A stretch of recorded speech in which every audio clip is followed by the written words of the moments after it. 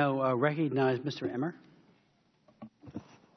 Thank you, Mr. Chair, and also Ranking Member Bass for holding this important hearing. I can think of no better place than this subcommittee when it comes to highlighting the atrocious crime of human trafficking. You should both be commended for your leadership on this issue. When Boko Haram terrorists kidnapped hundreds of teenage girls with the intent of selling them off into slavery, the offense sparked international outrage and inspired action here in the halls of Congress. I want to thank the ranking member and Robin Kelly from this committee, as well as Congresswoman Jackson Lee and Wilson, for their persistence and leadership on that front. Unfortunately, not all trafficking cases make the international news. Every day, children across the world are taken from their family, from their homes, and sold and enslaved, forced into labor and prostitution against their will. As a father of 7 children myself, I cannot begin to fathom the agony their families must be experiencing. The United States, to our collective shame, is not immune to this tragedy. In America alone, hundreds of thousands are trafficked in by transnational drug cartels and criminal organizations. The Justice Department estimates that there are more than 200,000 children across the U.S.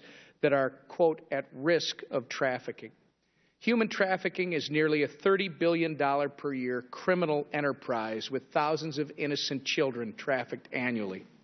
I'm pleased that Congress, in coordination with the Obama administration, has made great strides in combating trafficking, but there's still much work to be done to help victims improve prosecutions and prevent men, women, and children from being targeted by. This body must do everything within its power and authority to stay one step ahead of those involved in these crimes against humanity.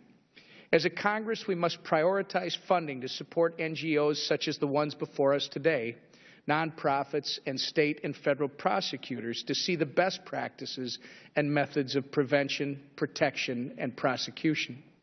One way we can combat trafficking is through safe harbor laws that have been instituted across the country, including in my home state of Minnesota.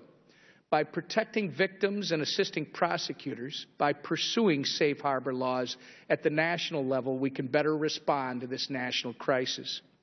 The words spoken here today cannot be merely symbolic gestures. They must be followed by action and constant vigilance. Our children deserve nothing less.